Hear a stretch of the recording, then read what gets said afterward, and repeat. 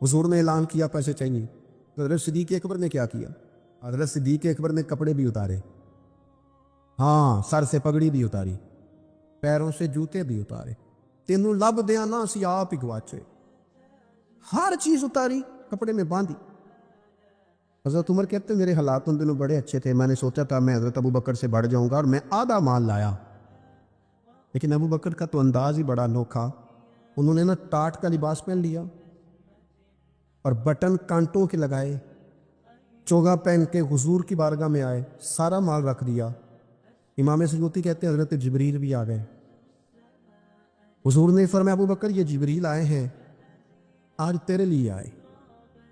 آگے کہتے ہیں یا رسول اللہ رب حضرت ابو بکر کو سلام کہتا ہے، فرمایا رب فرماتا ہے کہ آپ ابو بکر سے پوچھ کے بتائیں کہ ابو بکر اپنے رب سے راضی ہے کہ ناراض ہے؟ تو صدیق اکبر پھر کھل کے روئے، عرض کی یا رسول اللہ میں اپنے رب سے کیوں ناراض ہوں گا؟ پھر 3 دفعہ کہا یا رسول اللہ میں اپنے رب سے بڑا ہی راضی ہوں، میں اپنے رب سے، میں نے گھر میں تنکا نہیں رکھا پر میں اپنے رب سے بڑا ہی راضی ہوں، حضور میں نے کپڑے تک اتار کے دے دیے پر میں اپنے رب سے بڑا ہی راضی ہوں، یا رسول اللہ آپ نے جو جو کہا میں نے کر دیا، میں نے بچا کے کوئی شے نہیں رکھی، پر میں اپنے رب سے اس حال میں بھی راضی رہنا۔ حضرت صدیق اکبر سارا کچھ دے کے رب فرماتا ہے پوچھو نا راضی ہے کہ ناراض ہے؟ اب یہ پوچھنے میں بھی بڑی حکمت ہے کہ اب ذرا بول کے بتائیں، لوگوں کو بھی پتہ چل جائے کیفیت کیا ہے۔ کہ یا رسول اللہ میں بڑا ہی راضی ہوں۔ حضرت ابوبکر صدیق رضی اللہ تعالیٰ عنہ ان خوش نصیب لوگوں میں سے ہیں جن کو سب سے پہلے حضور کے دامن پاک سے وابستہ ہونے کی سعادت نصیب ہوئی۔ سب سے پہلی بات تو یہ کہ اللہ تعالیٰ نے انہیں انتہائی مضبوط، طاقتور اور توانا ایمان عطا فرمایا۔ قرآن مجید میں اللہ کریم نے فرمایا والذی جاء بالصدق وصدق بہ، ایک وہ شخصیت جو سچ لے کے تشریف لائی اور دوسری وہ جنہوں نے اس کی تصدیق کی، اولئک ھم المتقون، یہی لوگ پرہیزگار ہیں، یہی لوگ متقی ہیں۔ حضرت مولا علی شیر خدا کرم اللہ تعالی وجہہ الکریم ارشاد فرماتے ہیں کہ یہاں سچ لے کے لانے والی شخصیت نبی پاک علیہ السلام کی ہے اور تصدیق کرنے والی ذات جناب ابوبکر صدیق کی ہے۔ حضرت ابوبکر صدیق رضی اللہ تعالیٰ عنہ نے فوراً اس سچ کی تصدیق کی جو حضور لے کر کے تشریف لائے۔ بہت سارے لوگ ایسے ہوتے ہیں جن کے شعور کی آنکھیں کھل جاتی ہیں، وہ ضمیر کی نہیں کھولتے۔ شعور تو ابو سفیان کا بھی بڑی جلدی بیدار ہو گیا تھا، لیکن بڑی دیر کے بعد جا کے انہوں نے کلمہ پڑھا رضی اللہ تعالی عنہ، بڑی جلدی پہچان گئے چیزوں کو۔ ابو جہل، ابو البختری، عتبہ، عتیبہ، شیبہ، بلکہ اخنس بن شریک سے جب ابو جہل نے کونے میں جا کے پوچھا اور اس نے ابو جہل سے پوچھا کہ تمہاری رائے کیا ہے، تو انہوں نے کہا رائے تو یہی ہے کہ حضور جو فرماتے ہیں حق اور سچ ہے۔ اس کا مطلب ہے شعور کی آنکھیں تو کھل گئی تھی۔ جب تنہائیوں میں یہ کہا کرتے تھے کہ کریم کی ہر بات سچ ہے، تو شعور تو بیدار ہو گیا تھا، لیکن ضمیر کو دبائے رکھا۔ ماشاءاللہ مفتی صاحب بھی تشریف لے آئے۔ ضمیر کو دبائے رکھا۔ حضرت ابوبکر صدیق رضی اللہ تعالیٰ عنہ کا کمال یہ ہے کہ جب ان کے شعور کی آنکھیں کھلی نہ کہ دین حق اور سچ ہے، پھر انہوں نے کسی اور طرف نہیں دیکھا، فوراً اپنے ضمیر کی آواز پہ لبیک کہا اور نبی پاک کا کلمہ پڑھ لیا۔ یہ بڑی انفرادیت ہے، اس کو سمجھیے گا۔ بہت سارے لوگوں کو شعوری طور پر سمجھ آ جاتی ہے حق اور سچ کیا ہے، لیکن وہ بیچارے ضمیر کو دبائے رکھتے ہیں، اپنے آپ کے ساتھ جنگ کرتے رہتے ہیں، حق کو قبول نہیں کرتے۔ حضرت صدیق اکبر کی زندگی کا یہ پہلا سبق کہ جب کسی کو پتہ چل جائے حق فلاں چیز ہے، تو پھر قرآن مجید کہتا ہے وَلَا تَلْبِسُوا الْحَقَّ بِالْبَاطِلِ وَتَكْتُمُوا الْحَقَّ وَأَنْتُمْ تَعْلَمُونَ، حق کو باطل سے نہ ملاؤ اور جان بوجھ کر حق نہ چھپاؤ۔ تم علم رکھتے ہو، جان بوجھ کے چھپا۔ تو جب پتہ چل گیا حق کیا ہے، درست کیا ہے، ٹھیک کیا ہے، پھر اسے قبول کیا جائے، پھر تردد نہ کیا جائے۔ ہمارے ہاں بہت سارے لوگ سمجھتے ہیں دین پر ہی چلنا چاہیے، یہی حق ہے، تو بھائی چلتے کیوں نہیں؟ کتاب و سنت ہی راہ نجات ہے، تو اس پر عمل کیوں نہیں کرتے؟ نبی پاک علیہ السلام کا اسوہ نور اور سیرت مقدسہ ہی صرف اور صرف نجات کی گارنٹی ہے تو پھر دیر کس بات کی؟ جب شعور بیدار ہو گیا ہے، جب تمہیں سمجھ آ گئی ہے، پھر اپنے ضمیر کو جگاؤ اور فوراً دین کو قبول کرو۔ میں بڑی معذرت سے عرض کروں گا، ڈھیر سارے لوگ ہیں جو گروہ پرست ہیں، حق پرست نہیں، اپنی جماعتوں کے بت پالتے ہیں، تنظیموں کے بت پالتے ہیں، وہ اپنے قبیلے کا بت پالتے ہیں، اپنے علاقے کا بت پالتے ہیں، لسانی اور علاقائی بنیادوں پر تقسیم رہتے ہیں، حق پرست نہیں ہوتے، گروہ پرست ہوتے۔ میرے گروپ نے جو کہہ دیا ہے وہ اگرچہ غلط بھی ہے، لیکن چونکہ میرے گروپ نے کہا ہے لہذا ہر حال میں اسے سپورٹ کرنا ہے۔ یہ جرت انسان میں ہونی چاہیے کہ وہ حق کو حق کہے، وہ صحیح کو صحیح کہے۔ یہ جرت جناب صدیق اکبر نے پیدا کی، اور بڑے دلیر آدمی تھے حضرت صدیق اکبر، جنہیں پوری طرح سارے معاشرے سے لڑنے کا حوصلہ تھا، گھر میں بھی گھر کے باہر بھی۔ اللہ نے بعد میں توفیق دی، ان کی 4 نسلیں صحابی بنی ہیں، لیکن شروع میں یہ اعلان کرنا، ان کے والد سخت ناراض ہوا کرتے تھے بعض چیزوں سے، اور پھر قبیلے سے عوام لوگوں نے تو سمجھ لیا نیکیاں بھی شاید جمہوری ہوتی ہیں، سارے کریں گے تو میں بھی کروں گا، جی فلانا کام کوئی نہیں کر رہا میں کیوں کروں۔ نیکیاں جمہوری نہیں ہوتی، ملک جمہوری ہے، نیکیاں جمہوری نہیں ہوتی، نیکی تو نیکی ہوتی ہے، کوئی کرے نہ کرے ہم نے کرنی ہے۔ تو حضرت صدیق اکبر کا یہ پہلا اعزاز، اس کو سمجھے کہ انہوں نے دین حق کو قبول کیا، اور نبی پاک علیہ السلام نے اس بات کو بطور اعزاز کے بیان کیا ہے، بطور فضیلت کے، یہ ان کی انفرادیت کے طور پر نبی پاک نے اس کو بیان کیا۔ حضور علیہ السلام نے ارشاد فرمایا کہ میں نے جس کے سامنے بھی دین پیش کیا ہے اس نے تردد کیا، کچھ لوگوں نے دلیل مانگی، حضور کے پاس دلیلوں کی کمی تو نہیں، سرکار تو خود سراپا دلیل ہے۔ یا ایھا الناس قد جاءکم برہان من ربکم، اے لوگو یہ محبوب تمہارے پاس رب کی دلیل بن کے آئے۔ کریم فرماتے ہیں جس کے سامنے بھی دین پیش کیا اس نے تردد کیا ہے، فرمایا یہ صرف میرے ابو بکر صدیق ہیں، میں نے دین پیش کیا ہے، لیٹ کی کوئی نہیں، فوراً ہی کلمہ پڑھ کے مسلمان ہو گئے۔ حق کو فوراً قبول کرنا اور فوراً حق کی تصدیق کرنا اور فوراً حق کے سامنے سر کو جھکانا، یہ پہلا سبق ہے جناب صدیق اکبر کی زندگی کا۔ ڈیٹ نہ کریں، کمزور نہ بنیں، ٹوٹتی بکھرتی رائے والے نہ بنیں، کمزور ارادوں والے نہ بنیں، حق جب نصیب ہو اسے قبول کریں۔ دوسری بات، اسلام یہ کہتا ہے کہ جب تم کلمہ پڑھ لو نا پھر پورے کے پورے دین میں آؤ۔ یا ایھا الذین آمنوا ادخلوا فی السلم کافہ، اے ایمان والو دین میں پورے پورے داخل ہو جاؤ۔ جب دین قبول جو کر لیا ہے، مان جو لیا ہے، تو پھر جتنی باتوں کی دین تعلیم ارشاد فرماتا ہے ان ساری باتوں پر عمل کیا جائے،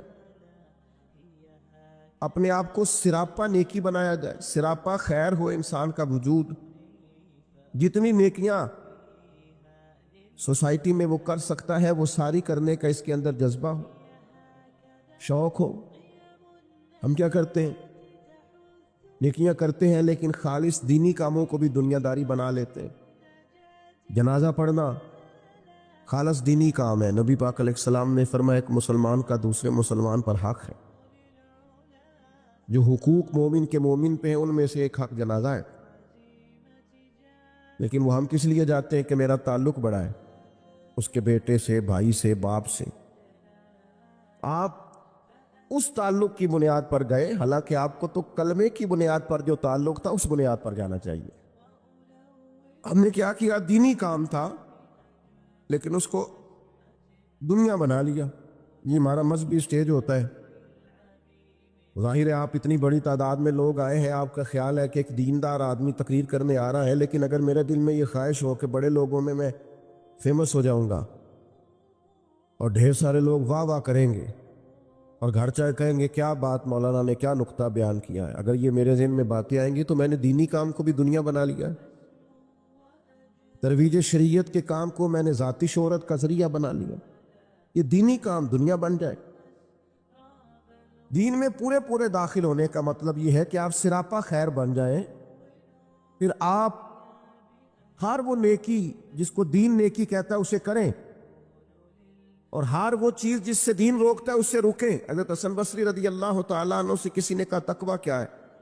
فرمایا جہاں جانے کا رب نے حکم دیا ہے وہاں غیر حاضری نہ کرنا، اور جہاں جانے سے اس نے منع کیا ہے وہاں نظر کبھی نہ آنا، یہ متقی ہونے کی علامت۔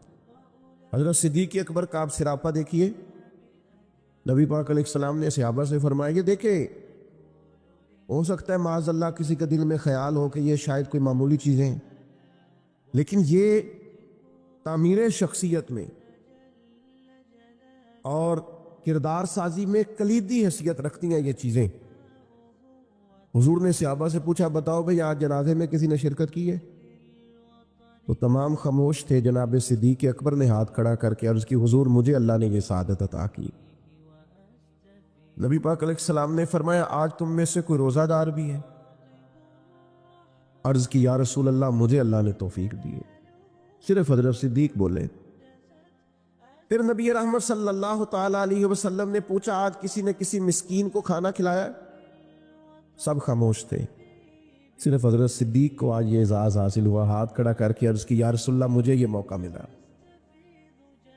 یعنی جس سوال پر سرکار استفسار کرتے اسی سوال کے جواب میں جناب صدیق اکبر ہاتھ کھڑا کر کے کہتے یا رسول اللہ مجھے یہ موقع ملا۔ آپ بات کو سمجھیں، جب دین قبول کر لیا پھر سراپا نیکی بن جائے، پھر جو بھی خیر کا کام حضور علیہ السلام نے فرمایا کسی نیکی کو بھی معمولی نہ سمجھو، کسی نیکی کو بھی معمولی نہ جانو، یہاں تک کہ کچھ نہ ہو سکے تو اپنے بھائی سے مسکرا کے بات ہی کر لو۔ حضرت صدیق اکبر رضی اللہ تعالیٰ عنہ نے دین کے اس فلسفے پر حقیقی طور پر عمل کیا، اور ہر خیر کو ہر نیکی کو دوڑ دوڑ کے حاصل کیا۔ اسی لیے سرور کائنات علیہ السلام نے فرمایا قیامت کے دن کچھ روزہ دار ہوں گے، انہیں جنت میں ایک روزے داروں کا دروازہ ہے، وہاں سے آواز دی جائے گی روزے داروں ادھر آ جاؤ، اس دروازے سے گزرو۔ ایک دروازہ وہ ہے جہاں سے سخی گزریں گے، ایک وہ ہے جہاں سے مجاہد گزریں گے، ایک وہ ہے جہاں سے حاجی اور مکے اور مدینے کے زائر گزریں گے۔ حضرت صدیق نے عرض کی حضور میں کس دروازے سے گزروں گا؟ فرمایا ابو بکر سارے دروازے منتظر ہوں گے کہ کبھی ابو بکر یہاں سے گزر جائے نا، کبھی یہاں سے گزر جائے نا، کبھی یہاں سے گزر جائے نا۔ کیوں؟ اس لیے کہ ہر نیکی کو پہنچ پہنچ کے حاصل کیا، ہر خیر کو پہنچ۔ ہم تو ویسے بھی اللہ خیر کرے کو دو ایک نیکیاں کر لیں وہ گنی ہوئی ہوتی ہیں، ہم نے وہ ساری ہمارے پاس طے ہوتی، سارا پتہ ہوتا۔ کتنے پیسے پچھلے سال مسجد دیے تھے پورا یاد ہے، اور بھئی جو سارا سال آپ نے اپنی ذات پر لگائے ہیں وہ بھی تو یاد ہونے چاہیے۔ نیکیوں کو لوگ گن گن کے شمار کر کے رکھتے ہیں جو بھولنے کی چیز تھی، اور معاذ اللہ جن کمزوریوں کو غفلتوں کو یاد کرنا تو انہیں بھول جاتے۔ حضرت صدیق اکبر سراپا نیکی بن گئے، سراپا کلمہ پڑھا تو ان کا وجود سراپا ایمان تھا، سراپا خیر تھا۔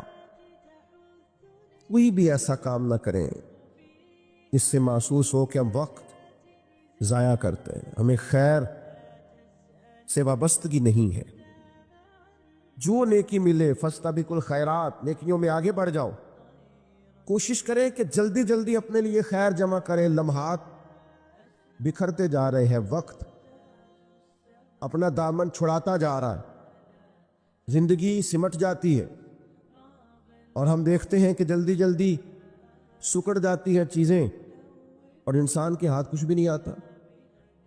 تو کوشش کی جائے ہمیشہ خیر جمع کرنے، بڑھ چڑھ کے نیکیاں کرنے کی۔ نبی کریم علیہ السلام نے فرمایا جنتیوں کی 360 علامتیں، کسی میں ایک بھی پائے جائے تو جنتی ہے۔ آپ کی توجہ ہے میری بات پر؟ کتنی علامتیں؟ کسی میں اللہ کا ایک دعا مانگنے لگا، وہ آمین کہنا ہے، اللہ کرے آپ موبائل کم دیکھیں اور میری بات زیادہ سنیں، آمین تو کہہ دے، دعا میں تو شامل ہو جاؤ یار، دعا مانگی ہے۔ ان 360 یہ ساری وہی نیکیاں ہیں جو پھیلی ہوئی ہیں، خیر کرنا، پیار کرنا، عبادت کرنا، مخلوق کی خدمت میں مشغول رہنا۔ فرمایا جنتیوں کی 360 علامات ہیں، ایک بھی پائی جائے تو بندہ جنتی ہے۔ حضرت صدیق اکبر کا لہجہ ہمیشہ دھیما رہا ہے، بڑے وزادار تھے۔ فوراً عرض کی یا رسول اللہ میرے اندر بھی کو پائی جاتی ہے؟ وہ جو 360 نورانی علامات ہیں جنتیوں کی، تو کریم میرے اندر بھی کو پائی جاتی؟ نبی کریم نے فرمایا آپ کے اندر تو 360 ساری کی ساری پائی جاتی ہے، ساری۔ انہوں نے سراپا خیر کیا، سراپا۔ ہم بھی بڑے مصروف لوگ ہیں، کوئی پوچھے جناب کی کیا پوزیشن ہے، کہتے بڑا مصروف ہوں، تو اگر پوچھا جائے کتنی دیر مصروف ہے تو کہتے ہیں 6 گھنٹے تو موبائل پہ مصروف ہونا۔ یہ جو راتیں ہیں نا، لمبی راتیں سردیوں کی، یہ تہجد پڑھنے کے دن تھے، اور یہ چھوٹے دن تھے سردیوں کے، یہ روزے رکھنے کے دن تھے۔ لیکن اس کے لیے جو عشاء کے بعد سو جائے، یعنی اگر 7 بجے عشاء پڑھی اور 6:15 فجر پڑھی تو اتنی لمبی رات بنتی ہے 10-11 گھنٹے کی، اور ڈاکٹر کہتے ہیں بڑا بھی زیادہ سوئیں تو 8 گھنٹے کافی ہے، تو 3 گھنٹے تو رات پھر بچ جاتی۔ یہ وقت تھا سحری میں اٹھنے کا، لیکن اس کے لیے جو عشاء کے بعد موبائل کی جان چھوڑے تاکہ سحری میں اٹھ سکوں، جب سوئے گا نہیں تو اٹھے گا کیسے؟ ہم اگر مزاج رکھتے ہو نا خیر کا، تو اللہ تعالیٰ وقت میں بھی برکت پیدا کر دیتا ہے۔ کہ جو ہمارے بزرگ اتنی اتنی بڑی ضخیم کتابیں لکھ گئے، کتنی کتنی جلدیں ہیں ان کے وقت میں برکت تھی، وقت کو مینج کرتے تھے۔ لیکن خوش گپیاں ہماری سیریں، ہمارا آنا جانا، ہمارا موبائل کو وقت دینا، اس نے ہمیں بڑا الجھا دیا ہے۔ فرمایا مال اور اولاد یہ جیتی دنیا کا سنگھار ہے۔ مال اور بیٹے، مال اور اولاد یہ حسن ضرور ہے، پر جب تک بندہ زندہ ہے اتنی دیر تک۔ یہ جتنی آپ اور میں خود اندازہ کر لیں کہ زندگی کتنی کو لمبی ہے، اور کتنی کو لمبی ہوتی ہے آج کل۔ فرمایا یہ اتنی دیر تک زینت ہے جب تک انسان زندہ ہے، والباقیات الصالحات، اور فرمایا باقی رہنے والے تو نیک عمل ہیں۔ جو چیزیں باقی رہیں گی، جن کا اجر ملے گا، جو قیامت میں سامنے آئیں گی، وہ صالحات ہیں۔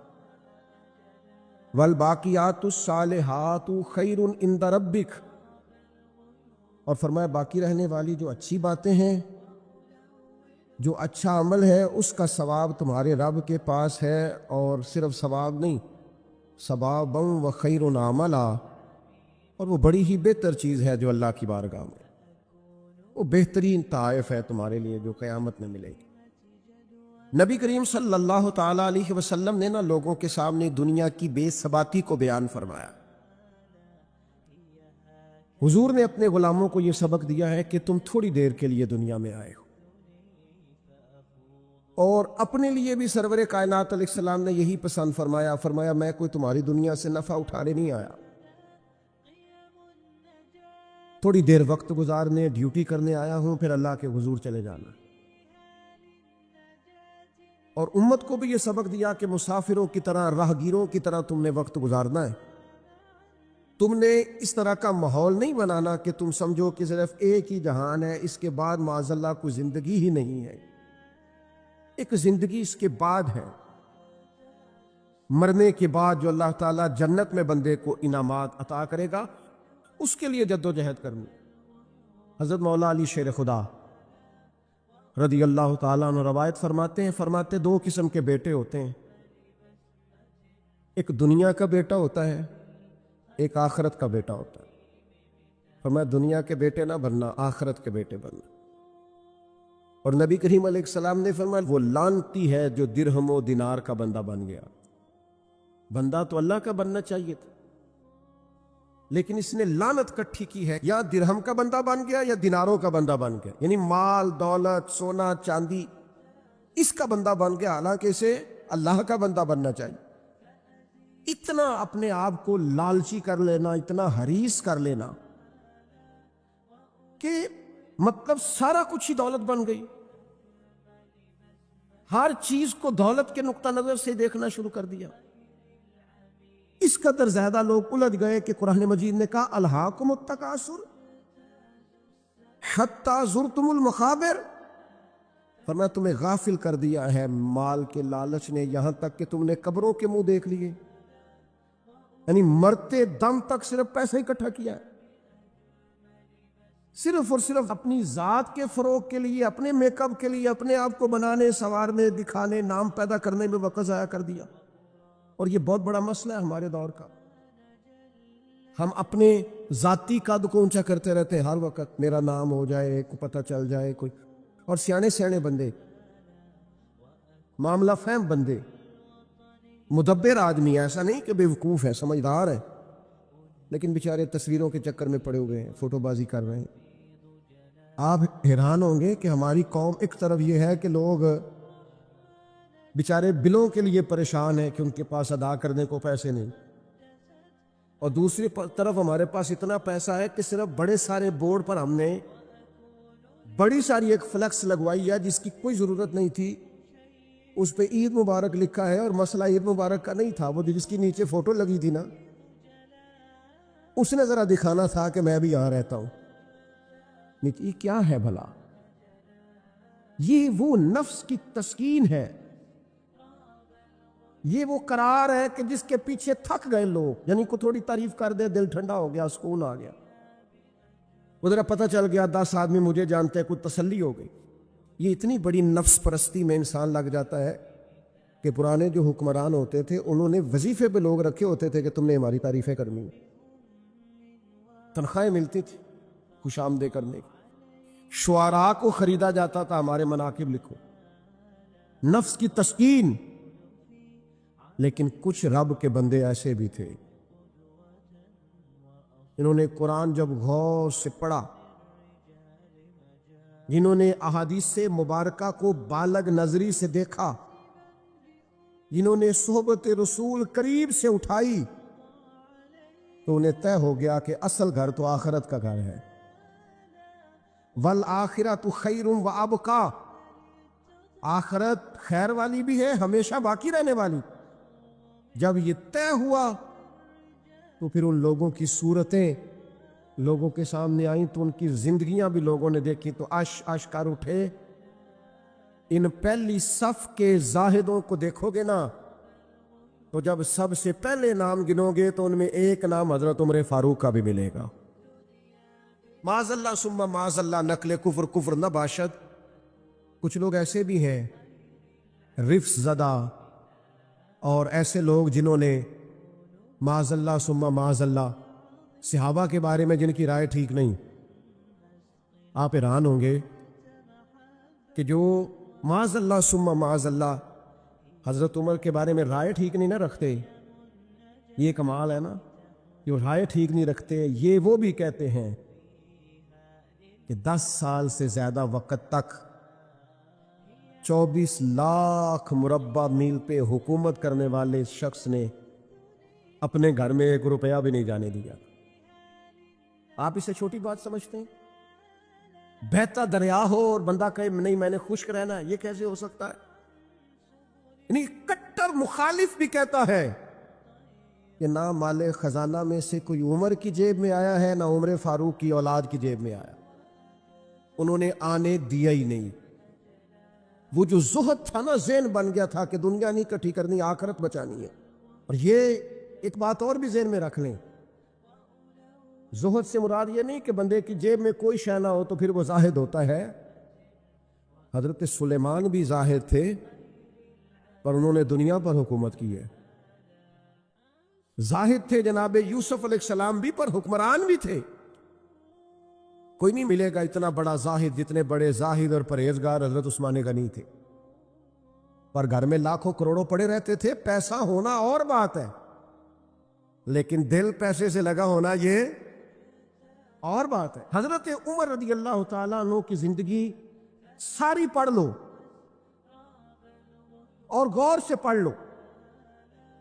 معاذ اللہ کوئی ناقدانہ انداز میں بھی پڑھ لے، مخالف آئے میدان میں، ایک بات ماننی پڑے گی کہ دائیں بائیں آگے پیچھے دولتیں پھرتی رہیں، پر فاروق اعظم کی نظر کو دولت لبھا نہیں سکی. ان کا دھیان سیدھا یا بیت اللہ شریف کی طرف رہا ہے یا گنبد خضرا والے محبوب کی طرف رہا ہے. لبھایا نہیں کسی چیز میں، نہ کوئی چیز قریب آ ہی نہیں سکی. حضرت سعد بن ابی وقاص رضی اللہ تعالیٰ عنہ کا ایک قول ہے اور درجنوں بیسیوں سینکڑوں باتوں اور کتابوں کا نچوڑ ہے. حضرت سعد بن ابی وقاص رضی اللہ تعالیٰ عنہ بیان کرتے ہیں، مصنف ابن ابی شیبہ میں موجود ہے. حضرت سعد بن ابی وقاص کہتے ہیں مجھے اللہ کی قسم عمر کوئی ہم سے مقدم آدمی نہیں تھے، لیکن درجہ بہت زیادہ لے گئے. کوئی پہلے نہیں آئے، ان سے پہلے بھی لوگ آئے. کوئی زیادہ آگے بڑھ کے زیادہ کام نہیں کیا. یہ صحیح سند سے مصنف ابن ابی شیبہ میں موجود ہے. حضرت سعد بن ابی وقاص کہتے ہیں اللہ کی قسم ایک بات تھی، اس کی وجہ سے عمر صاحب سے آگے نکل گئے. حضور وہ کیا؟ فرمانے لگے عمر نے دنیا داری سے دل نہیں لگایا، مال سے، لالچ سے، ہرس سے، ہوس سے دور رہے. عمر ان کی دنیا سے بے رغبتی ان کو آگے لے گئی. او یارو دانش مندان دا کم نہیں، دل دنیا تے لانا اس ووٹی تے لاکھ خامد کیتے. درویش سے پوچھا حضور، کہنے لگے حضور یہ زمین میری ہے، تو ہنس پڑے، کہنے لگے تیرے سے پہلے کس کی تھی اور تیرے بعد کس کی ہوگی؟ دانش مندہ دا کم نہیں، دل دنیا تے لانا اس ووٹی تے لاکھ خامد کیتے. جو کیتا سو کھانا. تو کھا جاتی ہے، روز نیا خامد کرتی ہے یہ دنیا، ہر روز نیا حکمران بناتی ہے. آپ کے ملک میں کئی وزیر اعظم ہیں جو زندہ ہے، پوچھتا کوئی نہیں. کئی صدور رہ چکے ہیں، زندہ ہے، پوچھتا کوئی نہیں. دنیا کا جو سب سے بڑا عہدہ تھا بظاہر وہ ملا ہے، لیکن حال کیا ہے؟ کچھ بھی نہیں. جب تک کرسیوں پہ تھے حیثیت اور تھی، کرسی تو اترے تو حیثیت. حضرت عمر کی زندگی کا بڑا سبق یہ ہے کہ دنیا سے بے رغبت ہو جاؤ. جو تمہارا ہے بس وہی تم نے حاصل کرنا ہے. آنے والی نسل کو بھی ہرس، ہوس، لالچ، مفاد پرستی پہ نہ لگاؤ. آپ نے ناراض نہیں ہونا. چند دن پہلے مجھے ایک یونیورسٹی میں بلایا گیا لیکچر کے لیے، تو کہنے لگے جی مین آپ نے بات چھیڑ دیا، بالکل مین. آخر کیا وجہ ہے کہ پڑھے لکھے سمجھدار اتنی بڑی ڈگریاں اور پھر لوگ غلط طرف نکل جاتے ہیں؟ تو میں نے کہا مجھے زیادہ تو نہیں پتا، لیکن ہم جب پڑھتے تھے نا تو جس بچے سے پوچھتے تھے نا، زیادہ بچے یہی کہتے تھے بڑے ہو کے کیا بنو گے؟ کہتے میں نے ڈاکٹر بننا ہے اور مخلوق کی خدمت کرنی ہے. زیادہ تر یہی کہتے وہ بڑے ہو کے ڈاکٹر تو بن گئے اور اگلا لفظ بھول گئے. ڈاکٹر بن گئے وہ، لیکن مخلوق کی خدمت کرنی ہے یہ وہ. پھر انہوں نے چوکیاں رکھی ہیں 2-3، ایک پہ فیس جمع کرا لو، ایک آگے آ جاؤ، یہ اتنے پیسے مشورے کے ہیں، یہ پھر دوائی بھی وہاں سے لینا جہاں سے میں نے کہی ہے، ٹیسٹ بھی اس لیبارٹری سے کرانا جو سب کی بات نہیں کرتا، لیکن جو ہے وہ بہرحال ہے. خدا را کہیں تو دنیا داری چھوڑ دو، کسی مقام پر تو اس کو چھوڑ دو. وہ یار میں تو اس دن بڑا ہی تڑپا تھا جس دن ایک بوڑھے نے مجھے آ کے کہا تھا پیر صاحب میں تہاڈی ماں باپ دی شان تے تقریر سنی ہے، کیا بات ہے.